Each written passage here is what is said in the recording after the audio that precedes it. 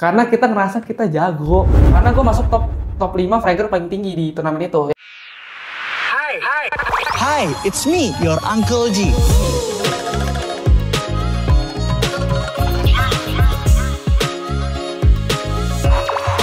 It's me.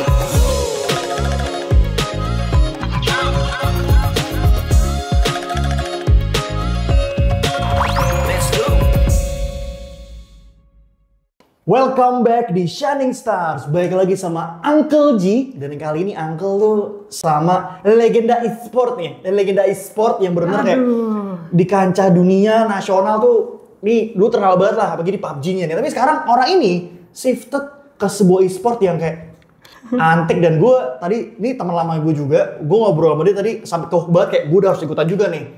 Kartu gitu coy, kartuan anjing dan harganya gila, 3 digit, 4 digit, miliaran, ratusan juta. Tapi biar lebih fair daripada gue banyak cincong, orangnya langsung kenalan deh. Halo, nama gue Kenbo. Ya, biasa dikenalnya sih Kenbo sih, tapi nama asli gue Christopher Ken. Halo. Let's go Kenbo!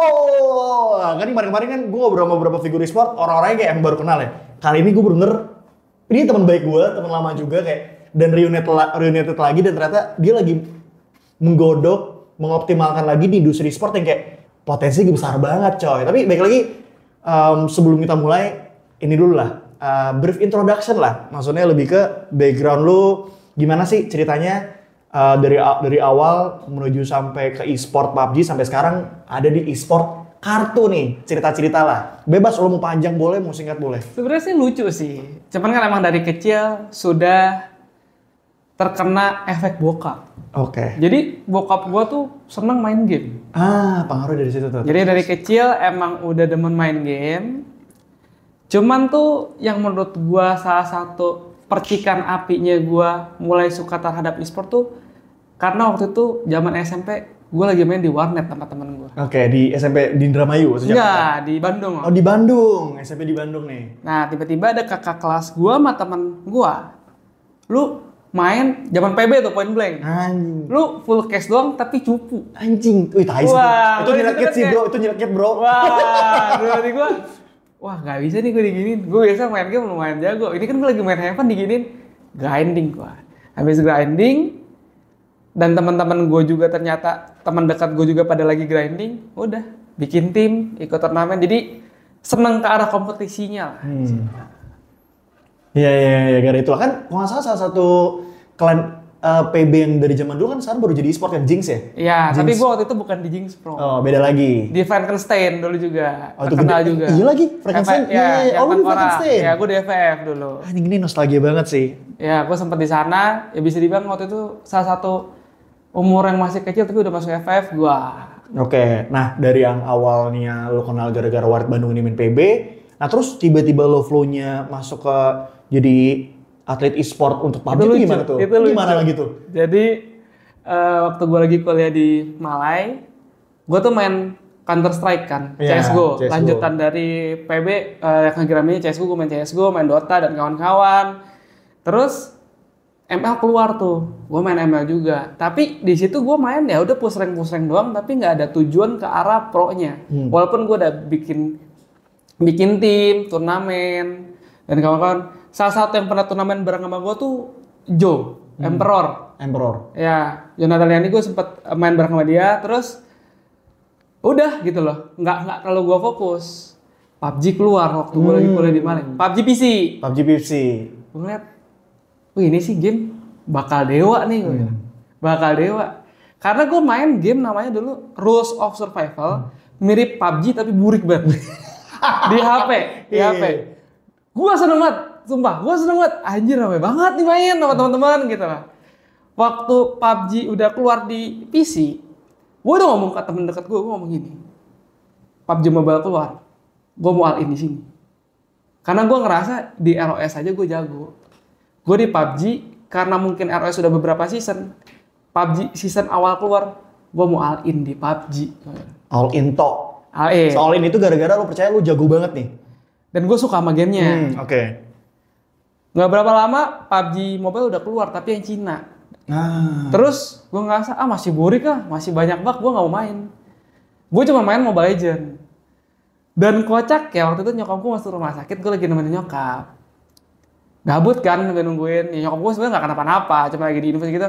Gue lagi main Mobile Legends diajak sama temen deket gue di Bandung.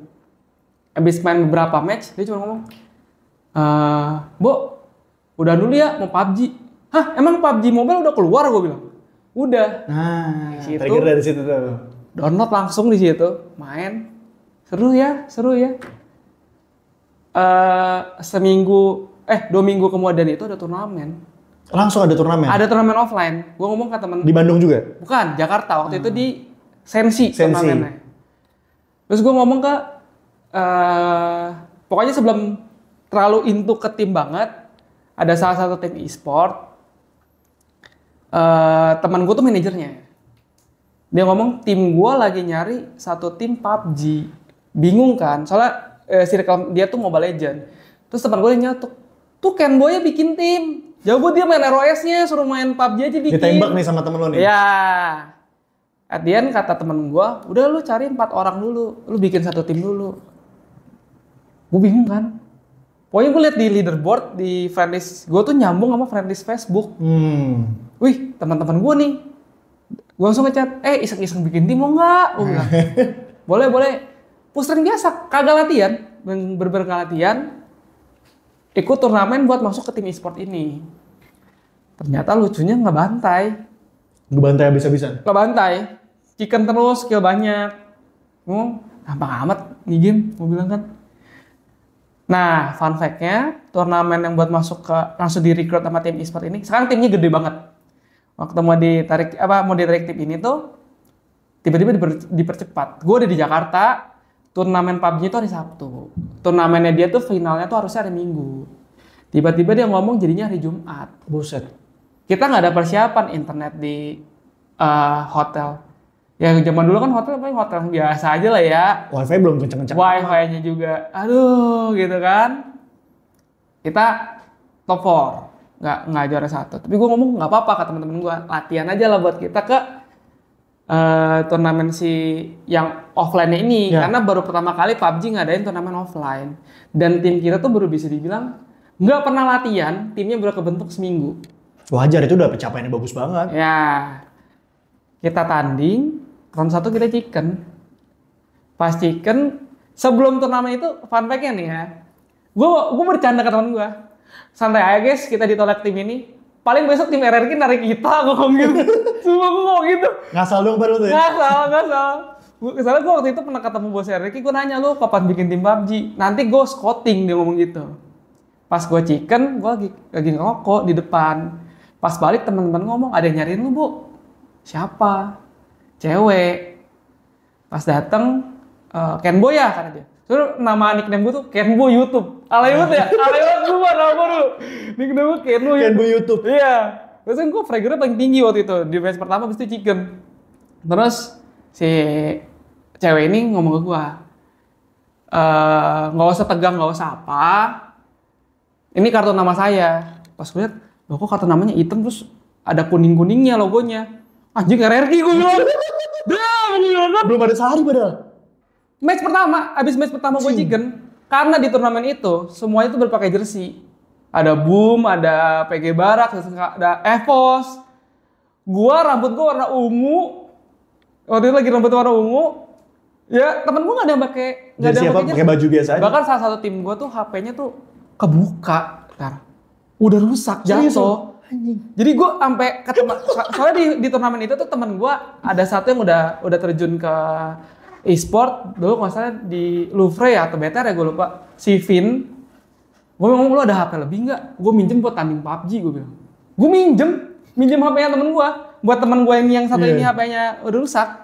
Tapi dia OP kan? Lumayan. Pas dikasih kartu nama, dia cuma ngomong namanya Kak Ines, terakhir jadi manajer gue. Dia cuma ngomong, udah kalian main dulu aja, nggak usah pusing. Nggak berapa lama, total tuh 6 ronde. Ronde pertama gue chicken, 4-nya Bigetron udah jago. Si bocah-bocah itu chicken, last match gue chicken. Jadi total dari 6 round itu, match terakhir sama match pertama gue yang chicken. Sisanya BTR. At the end yang juara 1 BTR, juara 2 EVOS, juara 3 tim gue. Yang di bawah-bawah itu tim-tim e-sport juga. Nama timnya apa kalau boleh tahu? Q4. Quadrifoglio, four leaf clover. Oke. Nyebutnya. Pas gua kelar, banyak tim yang pengen narik gua. Beberapa tim gede lah, gua nggak bisa sebut. Itu banyak, semua tuh langsung kayak nyamper ke gua. Tapi yang sangat gua sayangin adalah mereka pengen nariknya gua sendiri. Karena gua masuk top 5 fragger paling tinggi di turnamen itu, yang kill paling banyak. Gua ngomong gua nggak mau kalau misalnya gua nggak sama tim gua. Wah itu temen gua udah bertiga tuh udah ngerokok di depan. Itu kalau Kenbo misalkan mau sendirian nggak apa-apa, kita nggak usah terjun lah kasarnya. Biarin lah, takutnya kita nggak berhentiin karirnya si Kenbo. Ngomong nggak mau karena gue bisa kayak gini karena ada lu pada juga. Yeah. Support lu tuh enak buat gua. Waktu gua nanya ke RRQ cuma ngomong, gua nggak peduli rank lu apa, gua nggak peduli lu mau ngapain, gua cuma butuh lu berempat. Nah, Udah satu tim itu udah sepaket. Tapi kalau bisa secepatnya. Nah di situ gue pusing karena satu temen gue itu kuliah di Taiwan. Aduh. Itu teman deket gue yang ngajak gue main. Dan dia tuh salah satu second fraggernya di tim. Yang kasarnya kalau mengeras rumah, gue nggak usah ngomong, gue ngomong, yuk kita tabrak. Yang backup tuh dia. Tanpa gue ngomong ABC, dia udah pasti gue ke kanan, dia udah ke kiri gitu. Chemistry-nya udah dapet lah. Udah kenal dari SD, maksudnya udah bener-bener deket banget nah. Ya udah, terakhir gue nyari orang random, udah jadi. Gitu. Itu tanda tangannya 17 Agustus. Iya. Tahun berapa tuh? 2018. 2018. Seminggu, pokoknya dia cuma ngomong, ini kelar hari Sabtu, Minggu gue balik, Selasa gue harus ke Jakarta lagi. Buat ngurusin kontrak ya? Ya. Pokoknya tapi mereka pengen ngesainnya gue dulu. Tapi akhirnya semuanya on board kan? On board. Gue ngomong teman-teman gue gini langsung.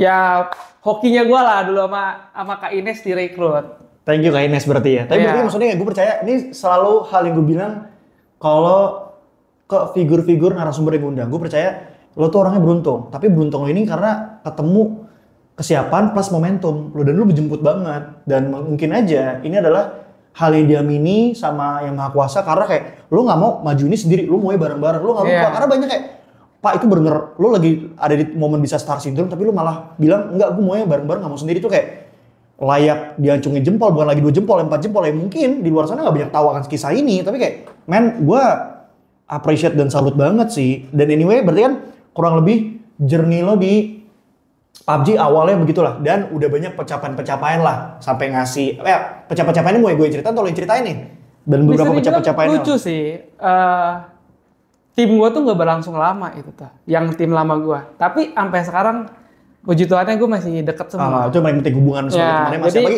yang Taiwan masih di Taiwan udah balik jadi yang lucunya adalah karena teman gue ini diganti satu orang ya udah mau nggak mau gue minta maaf tapi dia di post juga di RRQ. Nanti gue kasih fotonya. Dia nongol juga ikutan foto. Karena gue request, gak apa-apa dia gak dikontak, tapi tolong post juga dong. Maksudnya sama-sama maju gitu. Terus, turnamen nasional pertama tuh, sebenarnya RRQ tuh udah dapat direct invite. Karena PUBG Mobile itu dulu awal-awal masih belum segede sekarang. Jadi butuh tim-tim e-sport gede yang langsung masuk. Cuman gue ngomong ke RRQ adalah satu.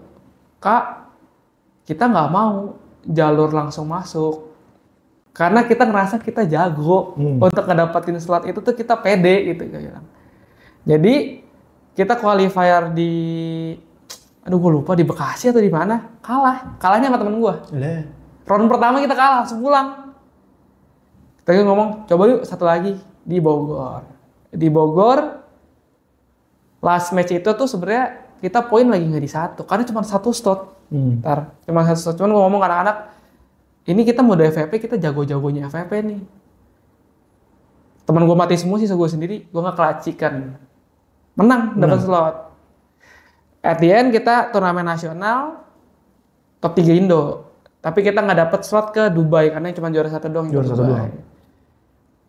Nggak berlangsung lama dari turnamen itu, teammate gue, ada satu orang yang bermasalah, ada satu lagi masalah keluarga gitu-gitu, jadi nggak fokus lagi untuk ke e-sport.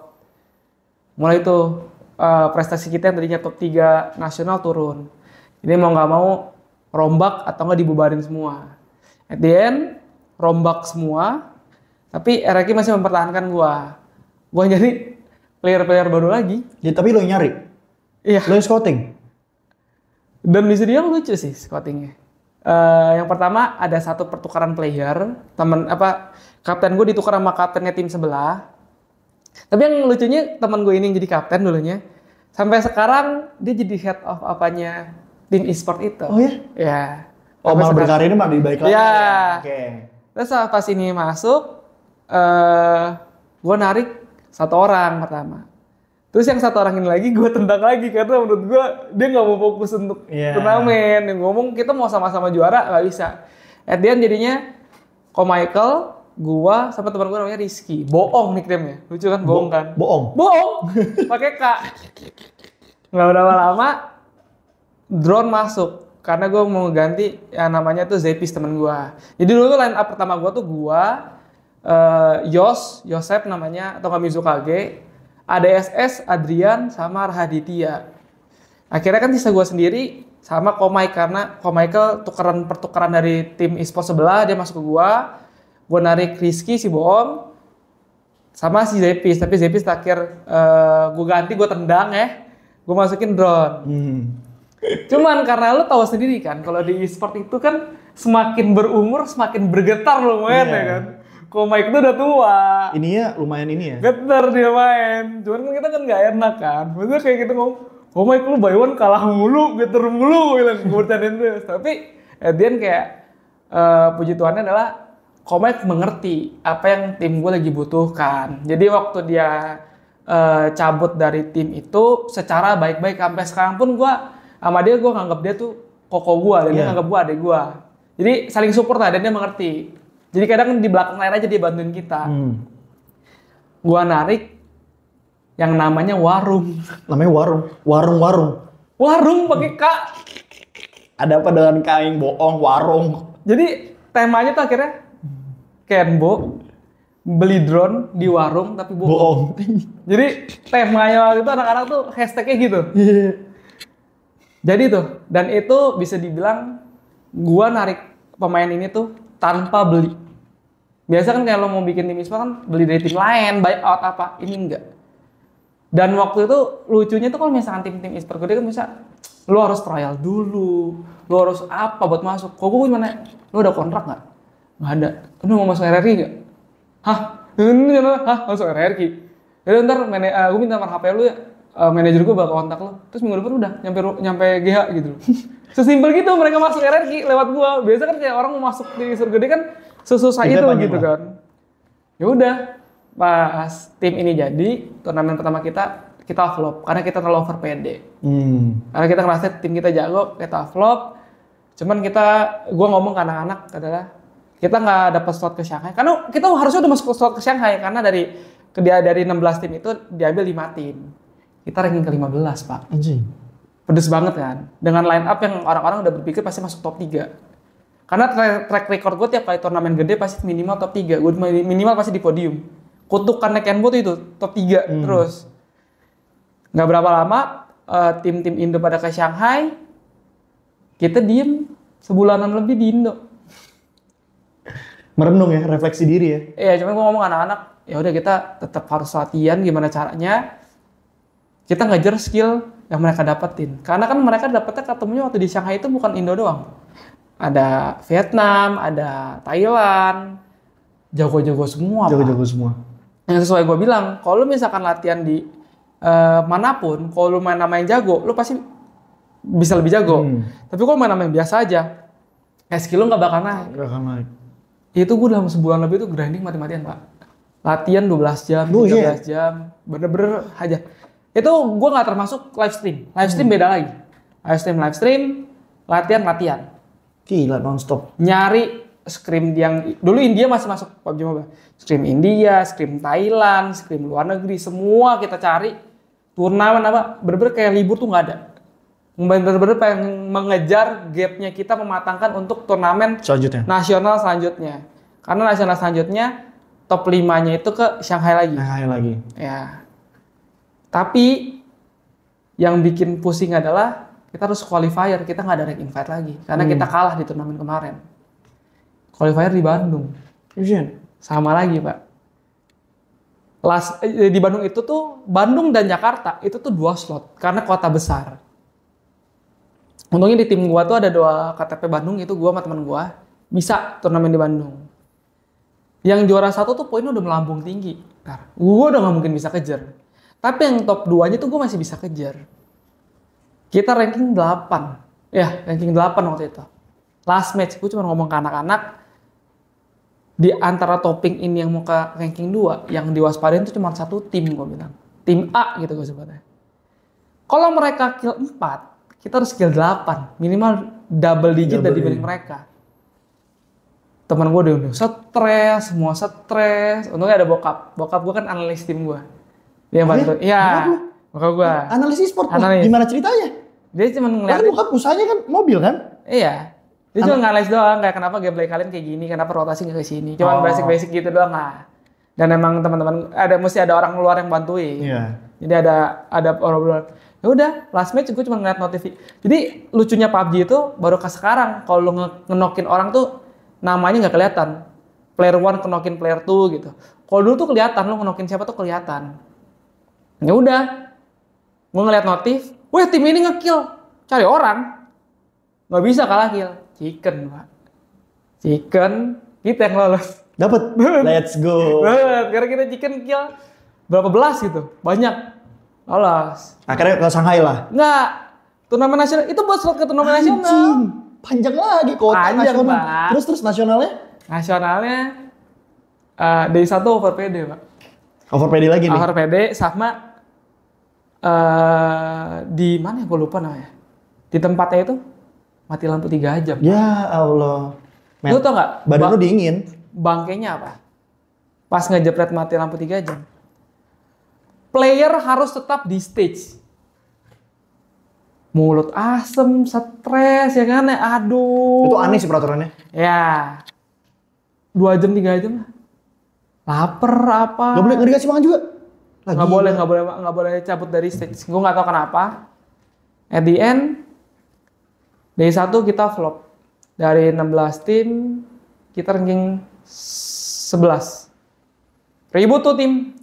Wow. Day 1, Day 2, cuman 2 hari.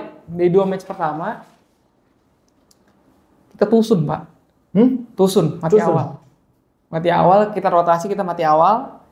Ribut tim. Match 2, gue cuma ngomong reset yuk. Karena gue kapten dulu. Reset, match 2 kita chicken, Pak. Dari ranking 12 kita langsung ke top 3. Cuman dalam 1 match doang. At the end, kita juara 3. Juara 3 lagi. Kutukan lo lagi nih. Iya, juara 3 lagi. Nah terus masuk bisa ke dunia nggak bisa juga? Bisa. Oh bisa. Dapat slot ke Shanghai. Dapat ke Shanghai nih akhirnya. Karena 1, 2, 3 nih. Ya, tapi abis kelar turnamen itu tuh gue cabut, Pak, dari tim. Gara-gara? Jadi lu nggak ke Shanghai? Nggak. Jadi gue narik 1 player yang sekarang bisa dibilang anak emas RRQ. Namanya Nerteko. Jadi dia tuh tim 2-nya RRQ. Karena gue cabut dari tim, gue narik dia. Karena gue pindah ke brand ambassador RRQ waktu itu. Oh. Ya. Gue cabut, Nerteko yang gantiin. Tapi gue masih ada turnamen terakhir. Untuk PUBG ya. Yaitu PMSC. PUBG Mobile Star Challenge. Yang dimana akhirnya gue sama RRQ Thailand. Oke, RRQ kan soalnya global kan? Ya, RRQ Thailand ini yang juara dunia pertama kali PUBG Mobile.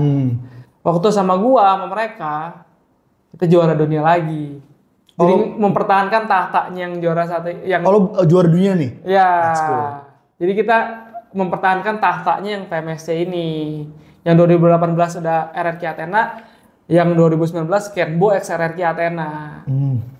Ya. Berarti 2018, 18, 19 ini adalah peak karir lo sebagai atlet e-sport lah ya. Itu peak banget, peak-peaknya lah. Peak. 2019 sampai 2020 lah peaknya. Nah, perjalanan e-sport lo tuh dari awal gue kenal lo sebagai teman, emang gue akuin beyond banget ya. Tapi beberapa key points yang tadi gue ambil adalah ternyata hubungan personal orang tersebut ke dirinya sendiri, kalau dia nggak disiplin dan nggak benar, ternyata akan mengacaukan karirnya di e-sport. Walaupun kayak ternyata ini main game lo enggak, ini permainan serius yang lo harus full fokus hanya ini doang. Atlet dan bener kayak 24/7 jiwa, raga, rohani, semuanya harus di satu hal ini ternyata. Apa ya, banyak orang yang gue benci sekarang adalah pro player sekarang tuh tujuan mereka tuh cuma mau jadi influencer. Jadi misalkan juara, udah gue pengen ngincernya jadi influencer, gue terkenal ngambil endorse. Berbeda sama pro player yang luar negeri yang mentalnya itu tujuannya jadi pro player. Karena misalkan lo jadi pro player itu tuh nggak segampang itu bro. Karena yang gue bilang disiplin, 12 jam latihan, itu tuh gue jam 10 pagi tuh udah bangun. Gue mentok-mentok tuh jam 10 malam tuh udah tidur. Anjing, disiplin lo ya? Disiplin. Gue yang bangunin mereka, mandi, makan. Dulu di RRQ itu, gue sama manajer gue, sama Kak Ines itu, jam 12 itu tuh terakhir lu check-in. Lu ngechat di grup. Udah bangun. Ini kita lagi makan bareng, foto. Anjing, ada absennya ya? Absen. Telat potong gaji. Cing. Dulu gue di GH gue, orang-orang takut sama gue. Karena gue ngomong, gue mau tidur. Lu kalau berisik, mau potong gaji. Temen gue banyak yang kena potong gaji karena gue. Gue langsung subuh-subuh jam 3 gue nelfon manajer. Sini, lu lihat CCTV dah, berisik banget, gue gak bisa tidur. Besok gue ada ini, potong gaji mereka. Tapi punishment itu yang buat disiplin bro. Ya. Susah kok kayak gitu. Ya itu makanya susahnya jadi pro player itu sebenarnya itu. Nggak segampang itu jadi pro player yang benar-benar pengen jadi pro player. Ya dan gue menyadari juga, maksudnya beberapa episode kemarin tuh kan gue ngundang beberapa figur e-sport ya. Ada satu kegelisahan dari mereka yang bilang industri e-sport di Indonesia tuh mulai dapat banyak pencapaian dan juara-juara sampai di dunia. Tapi ini mulai ada di fase udah ada di zona nyaman. Jadi ruang buat berkembangnya tuh udah mulai agak kurang, nggak kayak dulu. Jadi tuh jadi kayak kelemahan banget di Indonesia, kayak kalau ini masih terus-menerus lama-lama bisa turunnya parah banget. Tapi lo setuju gak statement itu? Setuju lah, karena beda. Jadinya benar-benar pada nyaman anjing. Karena duit kaget, Di e-sport itu duit tuh gede banget. Bukan duit hadiahnya ya. Hadiah tuh nomor 2, nomor 3. Endorse-nya kenceng, Pak. Real cuy. Gaji nggak terlalu gede-gede banget sih menurut gua. Tapi menurut gua sekarang tuh semua pro player tier 1. Dalam artian yang udah di turnamen-turnamen gede, kayak di turnamen tier 1-nya PUBG, Mobile Legends, itu tuh kan mereka ada standar gajinya. Dan standar gajinya pas gua tahu itu udah lumayan gede. Jadi mereka udah di zona nyaman. Ya udahlah, gua mungkin ya katakan. Gua nggak juara juga gaji segini, ya lumayan lah. Jadi tujuannya ya kok juara bonus. Jadi mereka habis juara udah jadi influencer, nggak bakal jadi lanjut pro player lagi. Padahal mereka jago. Pathway-nya malah kayak gitu, mereka milih nyaman. Kalau yang pro player yang gue lihat di luar negeri yang masih gila, contohnya Faker ya, yang udah 4 kali juara dunia LOL kan. Kalau gue menurut gue ya, mindset-nya dia adalah selagi gue masih bisa peras duitnya ini game dan gue jago, gue peras sampai habis gitu loh. Sampai mumpung tangannya masih bisa bagus juga. Karena ada yang udah nggak bisa, ini udah masalah. Faker itu kan, misalkan lu lihat Faker itu kan dia, gue lupa sih dia berapa tahun. 4 kali juara dunia Pak, League of Legends. Jago banget Pak, nggak ada yang bisa ngalahin, gila 4 kali bro. 4 kali itu dan streak? Enggak. Tapi 4 kali lah? 4 kali, tahun lalu 4 kali. Ini sekarang kalau udah final lagi, dia masuk final. Cir. Maksud gue, dia udah tua Pak. Dan title dia tuh bukan 4 kali juara dunia doang. Nasional berapa kali, MVP. All the best-nya tuh, Faker tuh gila banget Pak. Asetnya Korea sih, dia orang Korea. Orang Korea? Lo lihat aja, Faker. Itu crazy. Jarang orang pro player yang gue lihat yang punya motivasi kayak Faker. Faker, wah udah sponsornya Nike, Mercedes. Timnya kan T1 kan sponsornya itu. King. Maksudnya Samsung juga udah pasti kalau lo udah artis terkenal, Pak, dia aja Twice aja minta foto sama dia, Pak. Bukan sebaliknya? Bukan sebaliknya. Twice minta foto? Iya, Twice atau siapa pokoknya artis tuh pada minta foto sama dia. Anjing. Dan yang pernah dengar gue isu tuh yang zaman-zaman BTS lagi rame, yang BTS harus wamil. Iya. Faker nggak wajib wamil. Lah, dibolehin? Karena dia aset negara. Cing, berarti BTS penuh aset negara dong? Nggak ngerti. Sorry ya. Cuma maksud gue yang rame itu Faker nggak wajib wamil. Cing. Gila saking aset negaranya. Karena Korea e-sportnya maju karena Faker. Kedongkrak banget. Iyalah. Anak muda juara dunia terus-terusan. Ya tapi negaranya emang udah ekosistem bener, jadi kayak bener didukung banget lah kan. Kalau kita kan negara Konoha, ya udahlah ya. Tapi anyway, pokoknya lu luar biasa banget. I mean terkait journey lo di e-sport PUBG.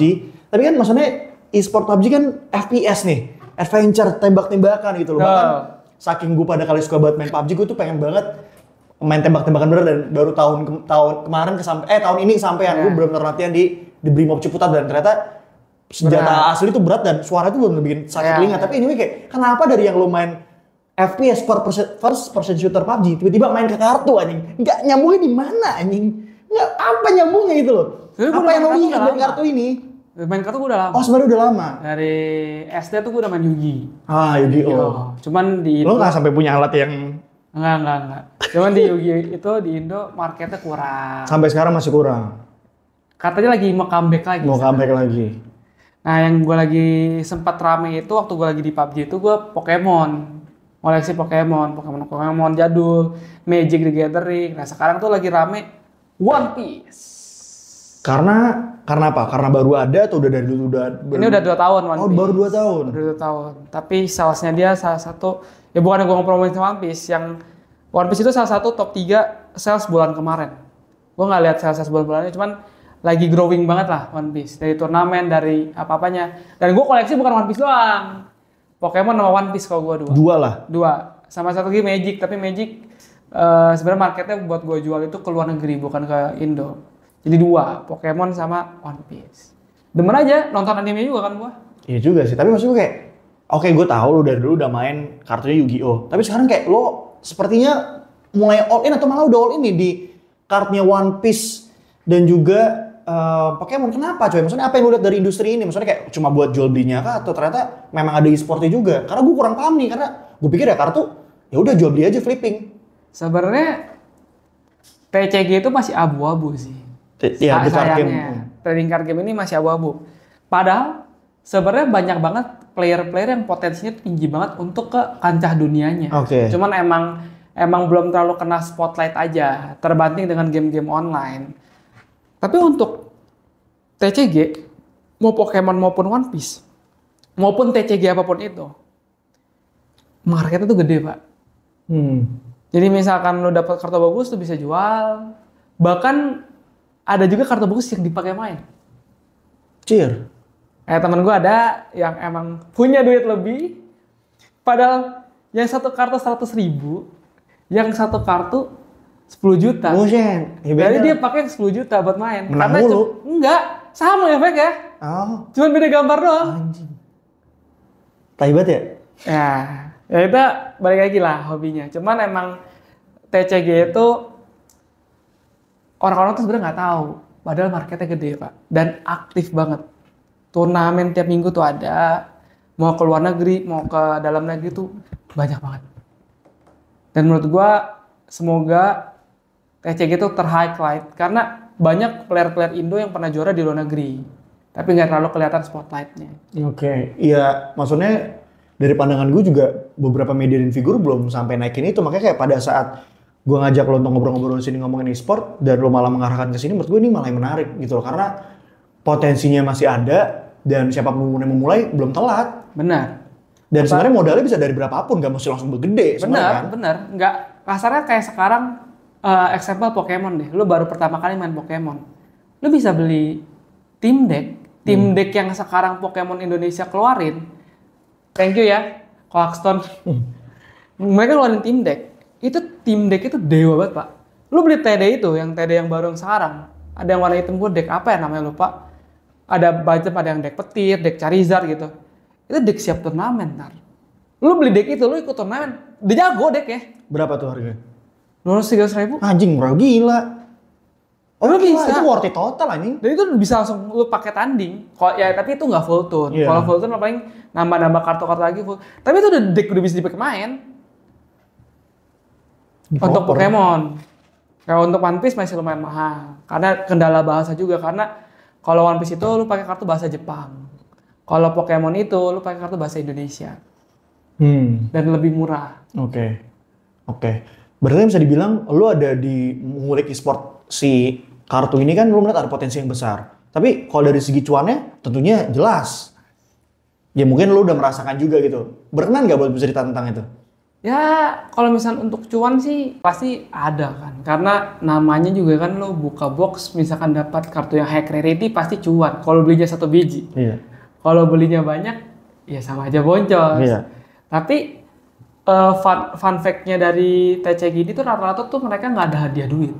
Oke. Hadiahnya adalah kartu. Nah, kartunya ini tuh kartu yang kolektor item. Harganya dari yang paling murah sampai paling mahal. Kayak yang paling mahal ini kalau untuk One Piece kemarin baru banget sold. Yang juara 1 dunia itu orang Malai. Gue lupa namanya siapa. Laku 6,5 M. Anjing. Bukan 6,5 juta, 6,5 M anjing. 6,5 M tuh. 6,5 M. Anjing. Dan registrasi buat ikut kompetisi murah mahal? Sometimes free. Anjing. Kayak Pokemon lu daftar itu cuma cepet-cepetan. Daftar lu Anjing. gratis. Gak paling beli booster 70.000. Sir. Gue nggak tahu ya sekarang sistem turnamennya gimana karena gue belum into banget. Cuman kayak gue nanti awal bulan depan gue tanding One Piece sama tengah bulan depan gue tanding Pokemon itu daftarnya gratis. Jadi lu cuman dimasukin websitenya, lu daftar turnamennya, masukin email, apa data lu, udah. Ya paling lu butuh dana buat bikin deck.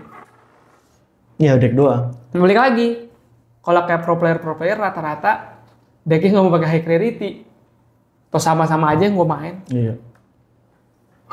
Iya. Nah, sekarang ya $1 million question terkait si kartu dan e-sportnya adalah, oke, kalau media sama figur atau KOL atau influencer belum begitu banyak naikin wajar lah. Nah, tapi kenapa nih klub-klub e-sport yang besar tuh belum begitu ngegaungin maupun juga ngeseriusin si industri e-sport buat si The Card Game ini? Ya menurut pandangan gua, lo ya, opini lo ya? Menurut gua pribadi kayaknya karena hadiahnya kan cuma kartu. Nah, Yang jadi pertama nggak ada cuannya berarti lah bagi mereka ya? Walaupun kartunya mahal bisa dijual lagi. Yang kedua adalah apakah mereka invest banyak bisa balik modal? Karena viewership-nya aja kan nggak sebanyak itu.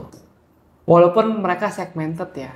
Cuma kan misalnya kita bandingin sama Mobile Legends dan kawan-kawan kan ya kebanting banget. Yep. Paling turnamen juara dunianya Pokemon kayak yang nonton paling 10.000 sampai 20.000. Tapi kan ya tetap aja kebanting, Pak. Iya. Nggak bisa kita omongin kayak Mobile Legends sampai berapa juta yang nonton gitu. Berapa ratus ribu. Yang e-sport butuhkan sekarang adalah selain duit, mereka butuh sponsor. Nah. Sponsor dan juga engagement. Kayak lu naruh di baju kan sponsor seneng. Kalau misalkan terjun ke TCG yang nonton dikit kan Ya males juga. iya, belum terlalu kelihatan gitu dunianya. Sangat disayangkan itu. Ya, tapi ya semoga bertahap lebih baik lah. Karena ya PR selanjutnya adalah gimana ada awareness, education-nya dan bisa ngebuat orang tuh pada FOMO main juga kan. Benar. Nah tapi buat sampai ada turning point itu memang butuh waktu. Emang lumayan lama sih ya. Apalagi juga kan dari dulu kan orang taunya main TCG itu kartu cuma ditepok doang. Nggak dilempar. Bener kan? Iya. Bukan main kayak langsung gitu. Iya ditepok terus yang kelihatan gambarnya menang anjing. Apalagi kasarnya kan orang-orang terpaku dengan kayak zaman dulu Yu-Gi-Oh kan beli kartu Yu-Gi-Oh-nya aja kan mahal.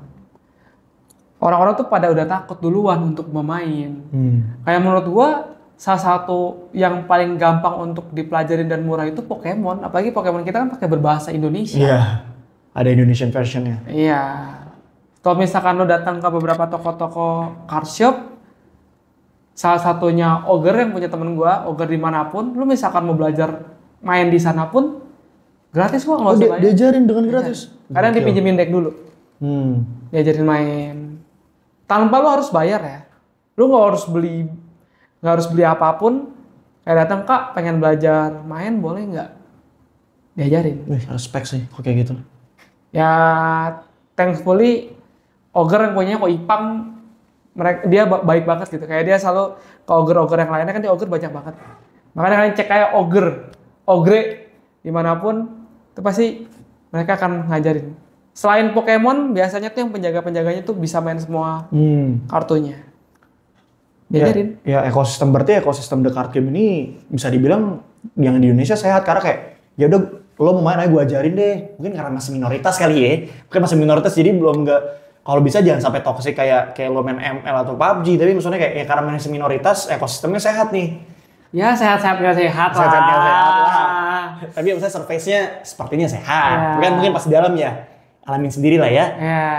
Oke. Nah, tapi pas dari tadi ngobrol terkait kartu dan juga PUBG, ada hal yang satu hal gue lupa. Yang dimana kalau gue baru reconnect lagi sama orang atau baru ketemu pertama kalinya, kita akhirnya reconnect lagi ya setelah sekian lama ya. Dan gue sangat apresiasi dan thank you banget lu udah memperkenankan hadir, karena waktu menurut gue satu hal yang paling mahal di dunia.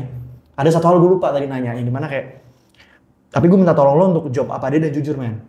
Karena ini penting banget, krusial dan bahkan layak untuk diutamain. Please jawabnya jujur karena gue tau lo bohong. Oke. Gimana kabar? Gue tadi belum sempet nanya men. Kabar. The real deal, gimana kabar? Karena menurut gue, setelah gue ketemu lo sekarang sama tahun lalu, menurut gue ada perubahan yang signifikan nih, tapi pandangan gue. Tapi kabar lu gimana men? Kabarnya pasti selalu baik gue mah, nggak pernah tidak baik. Cuman ya tetap let it flow dan tetap nyantuy aja bagaikan air ya kan, mengalir terus. Oke, go with the flow tapi adaptif dan fleksibel itu mungkin salah satu skill set dari Kenbo in real life, bukan di game, yang nggak dipunyain sama orang lain. Makanya kayak tiba-tiba dia ada di card game ini, bermuara di kompetisi, percuanan dan juga komunitas dan ekosistemnya top notch sih. Tapi lanjut lagi ke pertanyaan selanjutnya adalah, sebenarnya secara tidak langsung tadi lo udah sempat mentioning juga. Tapi pertanyaan selanjutnya adalah, dari pandangan lo nih Kenbo, apa sih permasalahan yang lo alamin belakang atau lo lihat sekitar dari industri e-sport atau diri lo sendiri? Ya, kalau diri gue sendiri sih mungkin salah ngambil timing aja lah, salah ngambil keputusan. Tapi sudah mempelajari kesalahannya di mana ya udah. Kalau untuk di dunia e-sport sendiri, ya udah umur pak. Gue maksudnya. Lo berapa? Berapa sih? 26. Tapi kan tetap aja walaupun orang-orang masih bisa. Apa beda pak? Kalau lu di e-sport tuh ya, apalagi umur 18. Lo mulai pasti pas umur 20 ya? 19. 19. Masih pada haus akan validasi, haus akan kejuaraan. Pak, gue ngeliat pak anak-anak baru main PUBG. Bisa gitu ya cara mainnya ya, gue bilang. Kan gue main kagak kayak gitu dah. Beda pak. Mereka tuh punya suatu mindset yang kayak nemuin meta-metanya sendiri. Iya. Mungkin gue masih bisa jago main, tapi nggak bisa ngejar gapnya mereka. Inovasinya mereka udah lebih gila lagi. Pak, udah nemu meta sendiri, aneh pak. Tangan cepet banget. Gue biasa kan kayak udahlah jalan biasa nembak, gitu kayak, buset nih orang ya, bilang bisa gitu. Udah beda pak, umur. Ya udah nikmatin aja lah hidup sekarang. Nah tapi nyambung dari, ini kan tadi kan lu ngomongin metanya PUBG eSport. Umur 26 tuh 25 ke atas tuh udah tua banget. Nah, tapi kalau card game ini ada expired atau jangka waktunya nggak? Nggak ada. Nggak ada. Jadi umur berapa event lo udah umur 40, 50, 60 kalau lo masih bisa, lo tetap jago. Waktu itu ada turnamen Pokemon yang umurnya 80 tahun. 80 tahun dan jago. Lumayan. Cheer. Kalau One Piece gue baru banget ya karena nggak terlalu ngulikin, tapi Pokemon gue udah lumayan lama. Pokemon tuh lagi lucu banget. Dulu tuh nama turnamen nasional tuh regional. Sekarang diganti. Jadi nama-nama bola, Ultra Ball, Master Ball, Great Ball gitu-gitu. Dan ada junior, senior sama apa gitu. Yep. Itu tuh ada batasan umurnya. Umur 10 tahun ke 6 sampai 10 tahun, berapa sampai 17 tahun, 17 tahun ke atas sampai unlimited, itu tuh ada league-nya. Makanya banyak sekarang yang nyari anak kecil untuk dilatih gitu loh. Buat investasi jangka panjang. Buat main si card game ini. Kayak salah satu teman gua namanya Koyopi. Dia salah satu yang punya toko Ogre juga. Anaknya jago main, gue dibantai sama anaknya. Masih kecil, masih SMP. Cheer. Tapi benar-benar apa ya, investasi itu dari kecil banget ditanamin karena mereka lebih mudah belajar kan sih anak kecil. Iyalah pak. Dan yang itu sesuai kayak di e-sport juga, mereka punya ide-ide yang out of the box yang di kita nggak pakai, dia punya sendiri. Anak muda pak. Ini berbeda jauh pak. Tadi kita udah bisa ngomong gitu ya. Ada lagi yang lebih muda daripada kita sekarang ya. Imajinasinya jago-jago pak. Kayak oh iya mesti pakai ini ya. Loh kok bisa gitu ya? Bisa main. Tapi mereka dengan santainya, gue biasa main kayak gini kok. Set. Iya, tapi bener sih. Ya, maksudnya semakin kita bertambah usia, yang muda-muda kayak inovasi caranya tuh makin gila lagi. Kalau kita nggak beradaptasi dan mencoba untuk ngejar kayak gitu, bakal punah lama-lama. Iyalah, awakeningnya mereka tuh bisa sendiri, nggak tahu gimana caranya. Nemu celah-celah tuh kebanyakan anak muda yang nemu. Iya sih. Ya, muda masih banyak bermimpi dan berimajinasi lah ya. Itu yang mahal masih, ya duit mungkin ada nggak ada ya. Tapi kan waktu dan masih freedomnya mereka masih banyak, udah tidak memikirkan cicilan, harus makan apa, harus bayar apa, udah pusing. Aduh, pendewasaan hits different, apalagi quarter life crisis ya. Dan nyambung lagi ke pertanyaan selanjutnya, Kenbo, maksudnya kayak, men, gue sadar apapun yang lo lakuin ya, dari PUBG, the card game, lo bikin konten, apapun yang lo lakuin, kita kenal juga di NFT dan crypto. Everything that you do, you always passionate, you always have dedication, dan lo ngelakuinnya all in. Jadi kayak bukan yang cuma main setengah-setengah aja, tapi bener kayak lo bener sedip dan sejago itu. Tapi gue yakin banget nih, ya memang lo ada part bilang memang hoki pembelaan lo. Tapi baik lagi, gue percaya, ini pas semua hal ini, ada titik baliknya. Titik baliknya balik lagi ke masa kecil lo dahulu. Nah bagaimana sih masa kecil lo dahulu, sampai lo bisa ada titik sekarang. Sebagai contoh, gue pernah ngundang salah satu head of e-sport, dia bisa kayak sekarang jadi head of e-sport gara-gara pas dia kecil dia tinggal di Arab, main waret di Arab, dia boleh main game main waret kalau misalnya dapat ranking di sekolahnya. Terus ada lagi juga, ini orang seoke banget atlet e-sport cewek, seoke banget main Valorantnya gara-gara didukung banget sama bapaknya untuk main e-sport. Kan triggernya beda-beda nih. Nah lu trigger awal lu nih pas lo kecil tuh gimana bisa sampai lo titik sekarang? Karena satu hal yang gue sadarin dari lo adalah api lo tuh nggak pernah padam, Pak. Lo punya caranya buat maintain gitu loh. Api lo tuh nggak pernah padam. Bahkan kalau orang nangkepnya lo adalah, kalau orang lain nangkep lo positif dan nggak netting, I mean lo bisa memberikan obor api ini ke orang lain juga. Tapi apa nih? Apa why-nya pas lo kecil? Ada apa di pas lo kecil, men? Kalau berenang buat sharing, karena ini kan baik lagi. Nggak ada apa-apa. Nggak ada apa-apa? Like, ya tipikal gue tuh bosenan. Pasti loncat-loncat. Dari sini bosen. Cuman gue punya target dari dulu tuh gini. Kalau gue udah all in di suatu tempat, di suatu game atau apapun itu, minimal kalau lu udah mau pensi itu, minimal lu di rank tertinggi di game itu, atau lu masuk tim paling jago di tim itu, atau clan. Kalau lu udah mencapai itu, artinya lu udah tamat di game itu, lu udah boleh move. Iya. Sampai mentok banget lah.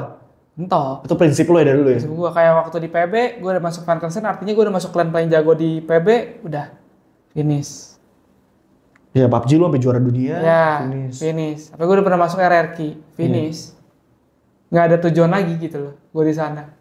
Nah tinggal si kartu ini nih lo. Kartu sebenarnya gue udah masuk tim paling jago di Indo juga sebenarnya. Belum juara dunia. Tapi gue kayaknya nyari cuan aja deh. Capek Pak main.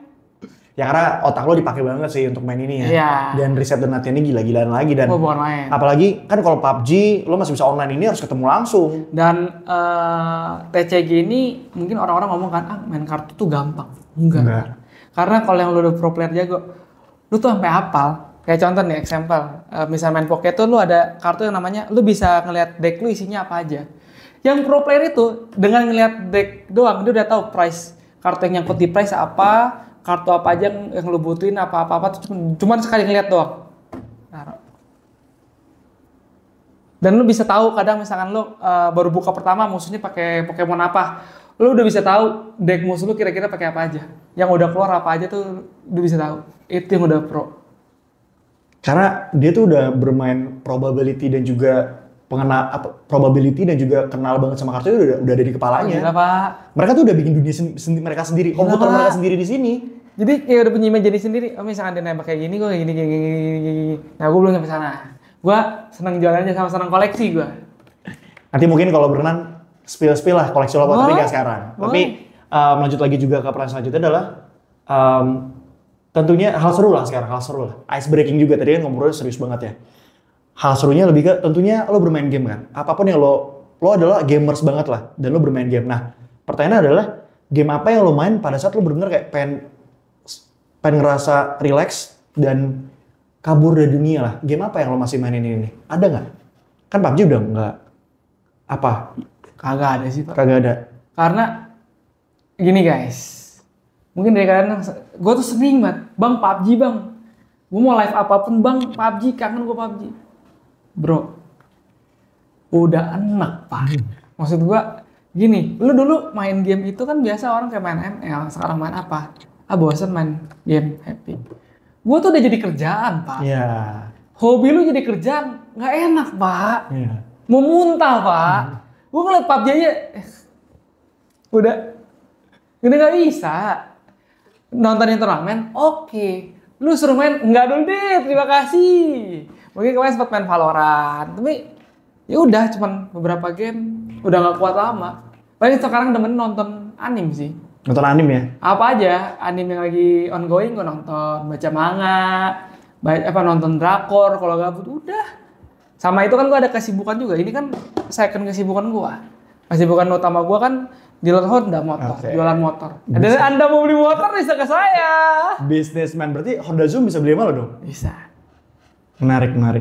Lo orang kedua yang gue kenal dealer Honda juga, tapi temen gue tuh dia megangnya Tegal sama Pekalongan. Nah, ini kenal juga tuh sama keluarga gue. Si ini, Michael, siapa? Bukan. Yang punya Harusnya Tobo. kenal, Harusnya kenal lah. Ya karena kan orang-orangnya itu aja kan, Iya. pantai-pantai kan. Bisa Taiwan.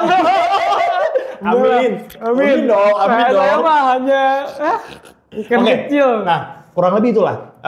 Maksudnya kenapa gunanya itu? Karena nyambung ke pertanyaan selanjutnya. Dan ini pertanyaan yang paling gong lah yang gue buat di podcast ini lah. Bagaimana bermain game ini ikut membantu lo dalam menyelesaikan masalah, jadi dapat solusinya, dan perannya pas kecil tuh bagaimana? Buat makan ego gue sih. Oke, makan ego lo. Nggak apa-apa, sah-sah aja. Sama buat ngituin dendam aja sih, sama ngebuktiin. Kayak dulu kan lo ego, jadi dendam, e-sport. buktiin. Kayak apa sih lu main game mulu nggak dapet duit, ngapain lu mau gede jadi apa? Banyak temen-temen gue ngomong gitu. Ya kayak jujur-jujuran di sekolah nilai gue nggak terlalu bagus. Karena gue diajarin sama bokap gue, kalau bisa nilai kamu pas-pasan, yang penting kamu cari koneksi dan cara ngomong, cara belajar, ketemu teman, ketemu orang baru, kamu dapet. Karena itu kunci kamu, bukan pelajaran yang di sekolah. Ya walaupun sebenarnya di pelajaran sekolah tuh kayak basic matematika, Inggris dan sebagainya itu perlu. Tapi maksud bokap gue adalah, papi nggak pengen ngebikin kamu jadi mesin yang cuma terpatok dengan kamu hafal semuanya yang di materi itu.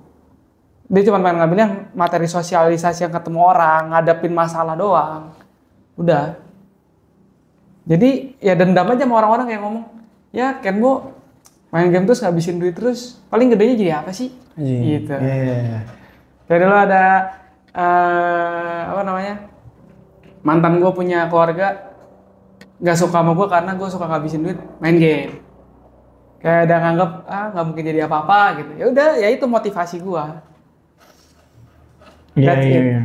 Ya maksudnya bagaimana itu ikut dapat solusi dari masa lalu dan juga perannya lah. Maksudnya kayak jujur ya, tadi yang lo sampai sebenarnya sederhana Pak, tapi dalam banget coy. Maksudnya bukan lo doang yang ngalamin ini dan lo yang ngebuktiin di luar sana kayak kalau lo punya mimpi, apapun itu mimpinya, seunik dan sebeda mungkin, lakuin aja dan all in. Harus all in dan pasti ada hasil yang bagus banget balik ke lo. Karena yang sesuai gue bilang juga, bukan di e-sport doang ya.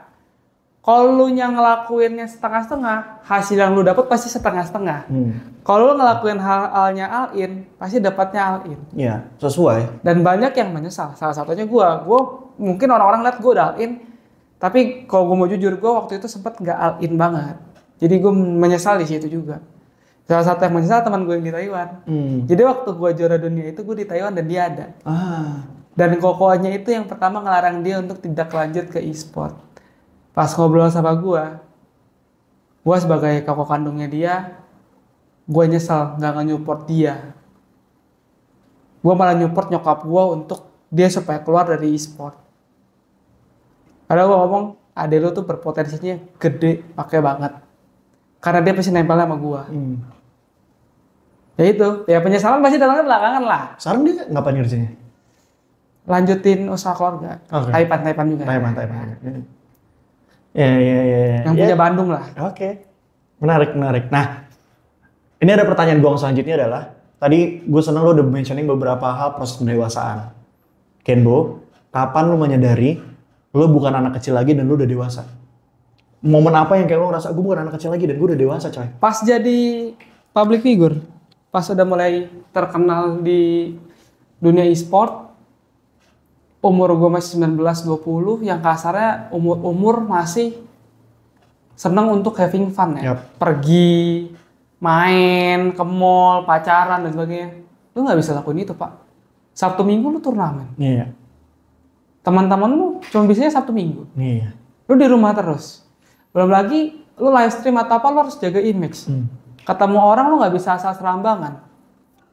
Ya, di sosial media pun lu nggak bisa asal ngepost, nggak bisa asal komen. Ya kalau kata temen gua,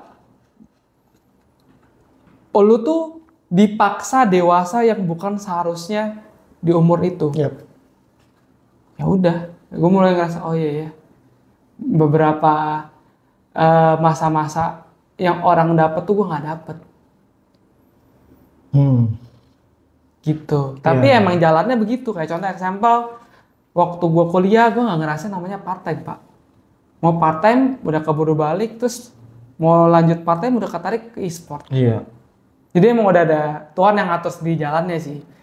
Cuman ya yang orang-orang rasakan kekeluargaan di kuliah tuh gue nggak dapet. Kekeluargaan di sekolah tuh nggak dapet. Iya. Karena gue punya jalur sendiri yang berbeda dibandingkan yang lain. Ya dan pro dan kontranya lah. Iya. Oke. Itulah yang momennya. Dan nyambung lagi ke pertanyaan sekarang, tapi hubungan lo sama keluarga lo gimana, men? Bagus semua kah? Lo berapa bersaudara lo, Pak? Berdua, gue sama Cici. Cici kakak kan berarti ya? Ya. Lo sama Cici lo dan bokap nyokap baik-baik aja hubungannya? Ya fun fact-nya sih, kalau orang dari semua temen deket yang ngomong sih, gue sama nyokap bokap itu udah kayak temen. Nah, itu Jadi yang kayak privilege waktu gue mau ke e-sport aja tuh cuman dikasih waktu sama bokap. Kayak contoh kamu udah tanda tangan kontrak 2 tahun gitu.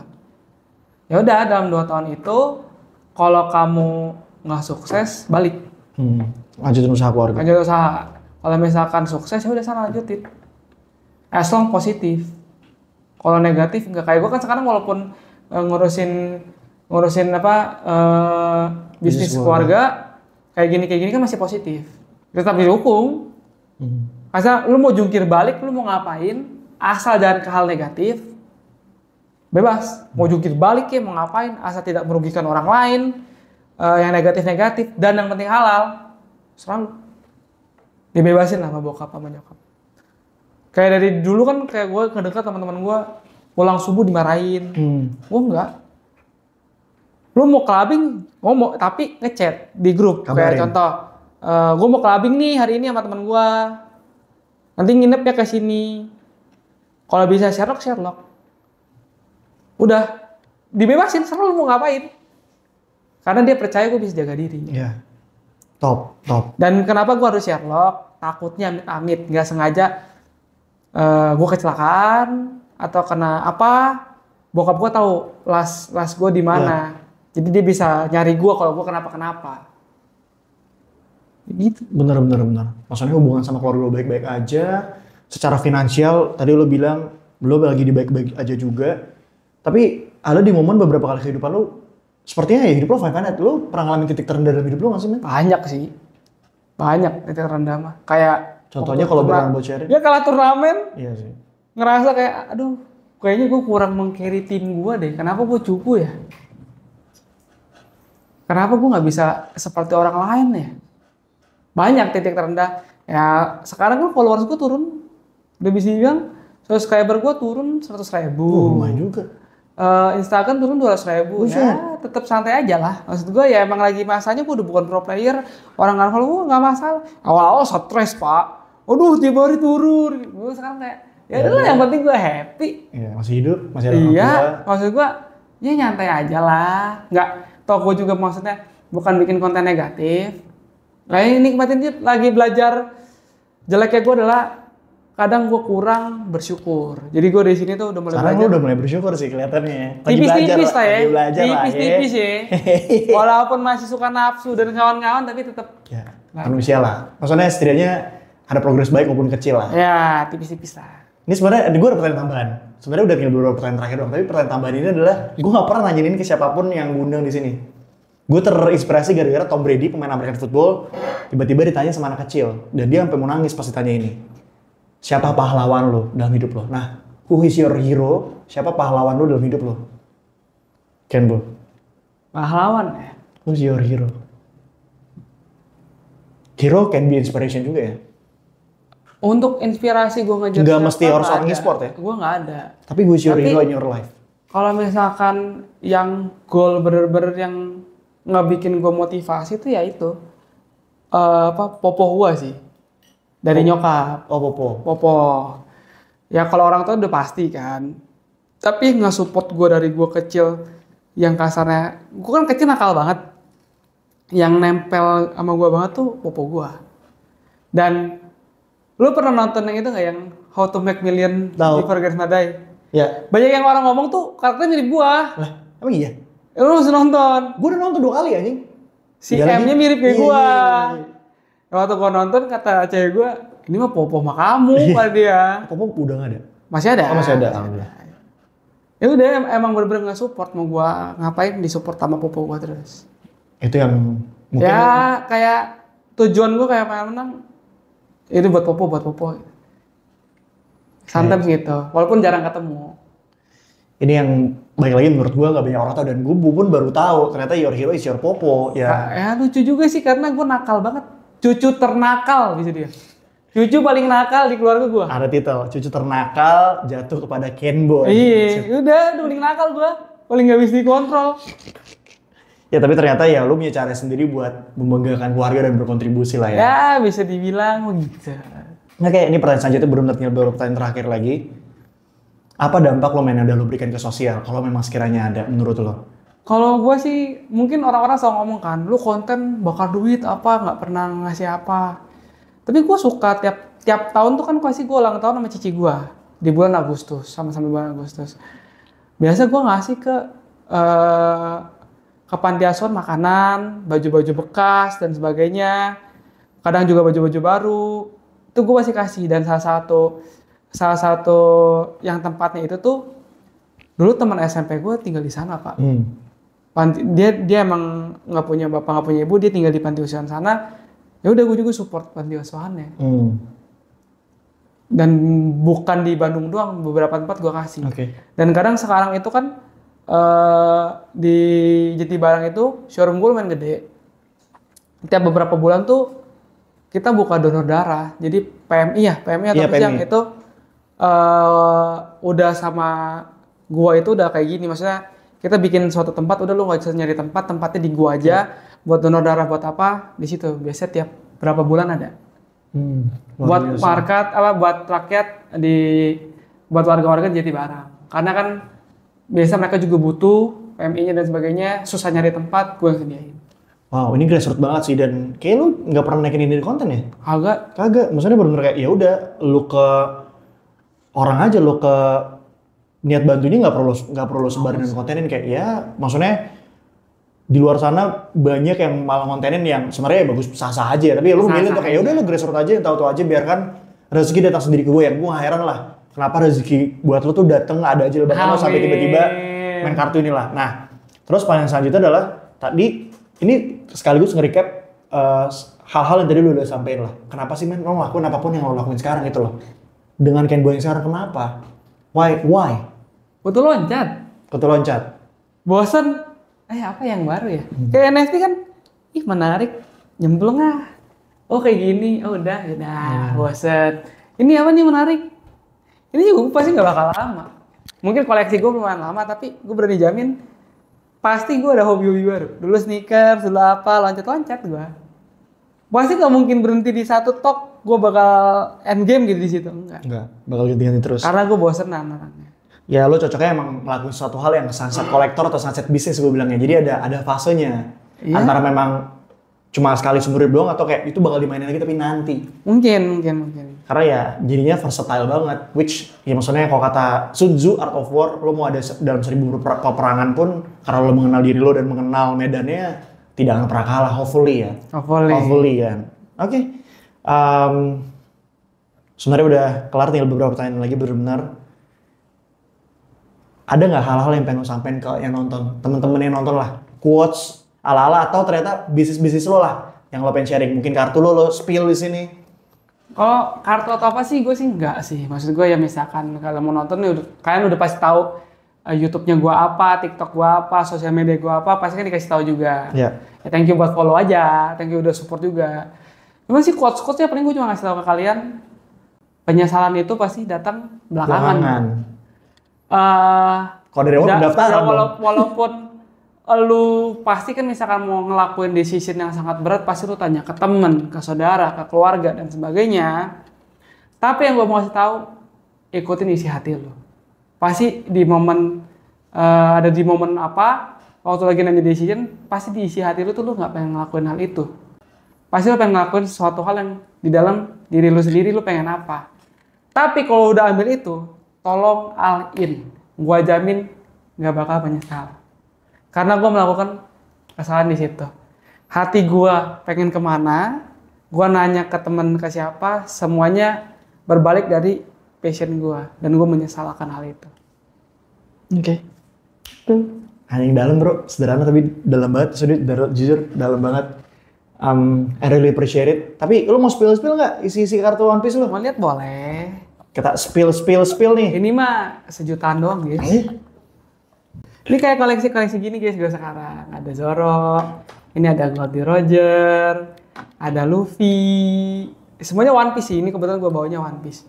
Ada Shanks, ada Blackbird. Ini Yonko, jadi temanya tuh lagi Yonko. Ini ada Buggy, ada Zoro lagi. Ya koleksi lucu-lucuan lah guys. Buat dipajang. Gue nggak sabar terkait bagaimana Kenbo di dunia kartu ini dan hobi-hobi unik dan beda lainnya. Gue dengan senang hati ada di sampingnya. Bahkan sekarang aja nih gue udah mulai ke hook by the way untuk cobain. Ini gue ada, sebenarnya ini nggak terlalu mahal sih. Cuman baru set terbaru dari Pokemon. Jadi Pokemon itu 3 hari atau seminggu yang lalu tuh baru keluar rilis set terbaru dari Jepang. Indonesia belum keluar, Inggris pun belum keluar. Namanya Surging Sparks. Ini ya nggak terlalu mahal tapi lucu aja bentuknya. Pikachu buat gantar. Wah, anjing gue dikasih kartu coy. Lucu kan? Gue dikasih kartu. Ya nggak mahal-mahal banget lah, cuman lumayan. Wah, Pikachu lagi. Walaupun gue gak ngerti tapi kayak ini top tier sih. Ini wah, gue dikasih hadiah sama narasumber yang dateng. Gue terharu. Lucu-lucuan aja hadiahnya. Terharu. Nah, berhubung tadi lo ngasih gue sesuatu, kita juga ada kenang-kenangan nih. Kita ada kenang-kenangan. Asik apa nih? Gift buat dikenang lah. Mau dipakai atau dipajang boleh. Jadi dari Timeless Star ini ada t-shirt. Dan t-shirtnya tuh kayak gacha. Di belakangnya tuh desainnya beda-beda. Desain gue gue lagi pakai yang ini kan. Oh iya. Jadi desainnya beda-beda. Dan sizingnya tuh oversize itu. Jadi lo lihat dulu sizing sama desainnya sembari lo lihat. Gue pengen terima kasih banyak banget ke Starship Studio yang di Fatmawati. Dan buat lo kalau mau langsung coba, ini para figur e-sport udah pada nyoba. Please, daripada lo FOMO, lo nyoba bisa datang ke sini, nyobain nih. Tapi kalau ternyata lo pengen langsung punya, nggak usah banyak cincong, langsung aja keliling di bio dengan kode spesial dari Uncle G. Wah, ini top notch sih. Maksudnya secara feelings, bikin lo FOMO banget kalau lo nggak segera punya. So, thank you banget Timeless Star, thank you banget Starship Studio yang udah ngebantu Uncle G untuk bikin program Shining Stars di Starship Studio inilah. Tapi lihat dulu please Kenbo, menurut lo gimana? Apa adanya? Kita gacha dapet apa nih guys?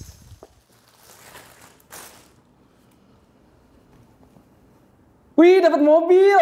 Coba lihat, let's Dapet go. Mobil. Wah, itu one of my dream car lagi. Mac DeLorean, from the Back to the Future. Iya, Back from the Future. Ih, lumayan. Let's go. Ada suatu hal yang dibawa. Gua bawa kartu dari Kenbo bawa t-shirt dari Thank kita. you. Jadi saling mutual. Dari Kenbo tadi udah ngasih kartu Pokemon ini, berapapun value-nya menurut gua even 1 miliar pun ada yang gue bayarin. Gua kan mikir-mikir 2 kali lah karena pemberian nih soalnya nih. Gimana yang jual bro, nanti gue kayak jual ya kan. Terus juga dari kita tadi udah saling tukar dan tadi Terima apa yang kasih. kasih review jujur juga. Gue Uncle G. Gue Kenbo, bye-bye. See ya.